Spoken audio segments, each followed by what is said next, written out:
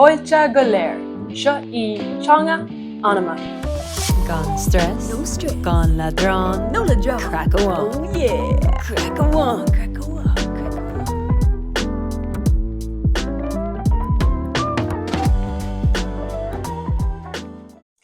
Is ciorcail é seo ina roinnig mé fiseán á scoilga amháin chun an barna atá YouTube ó thaobh ábhar spríol in Gaeilge líana.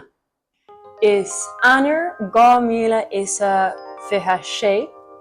agus táim in Mexico agus inniuh be cómhrá a going na ruúna na haplia.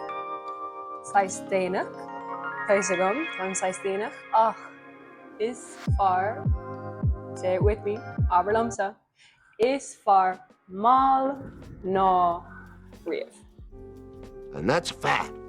Anis, tá is agam go bhfuil faibanna ag glór daoine faoin na ruúna na hapliana.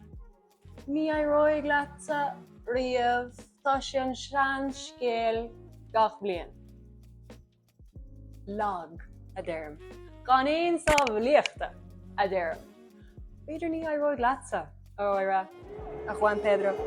Beidir ní dhéananig usa. Ach mise, scéal eile. Agus is at an scéal in freisin. Glachig dína part in nach 6 kilóirtha eile. Cásc. Nullag. Ach na rúna na hapliana, chuir an gcuig sí líne. Céim fá? Tell me why. So, rinne mé me sprachana category a grúpáil, mar is múntar mé agus sinníon. Tá sáimid. Le sláinte. Ok. Bhuaithlim ri.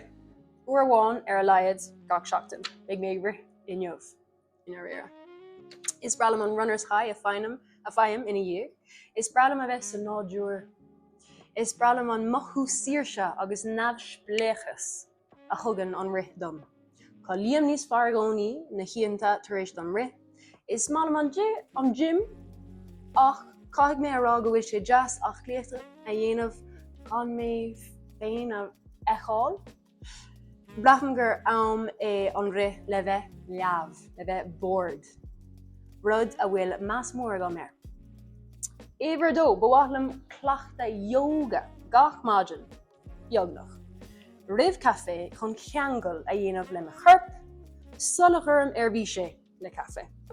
Chun éirí níos láidre agus chun féin smacht ar chleachta. Éidir trí bhuaithlim léamh agus scríomh, agus léamh agus scríomh, agus léamh agus scríomh.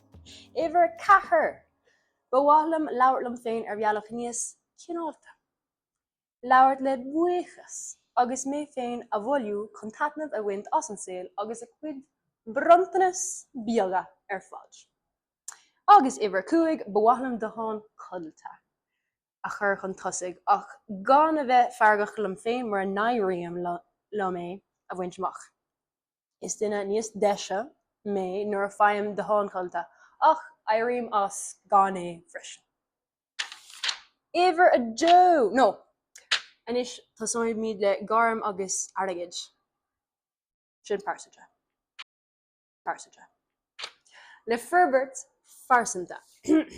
Bhuaillim éirí gomach ag agur chorta fiseán. So anis tá mé closú le fiseán ar YouTube, le DaVinci Resolve, ach imime héal bhuaithlim scanán a dhéanamh. Is é sin mo sprach agus mar sin is rí réábhachtach í seo. Éidir dó bhuaillim léamh, scríomh agus cómhráte simplí a bheith agam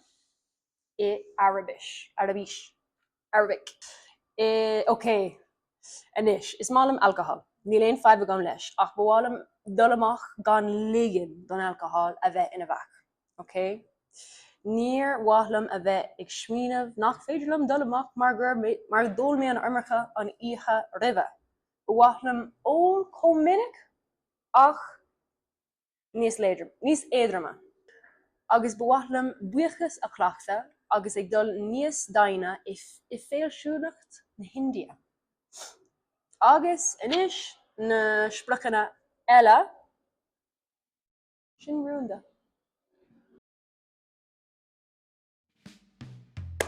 Sinné don lá aniuh gur mí agus fós, Tá sulúlagam gur bhain si patnam as an video an fián seo agus feigh mé sib sa chéad fián eile. Tuairling 2020.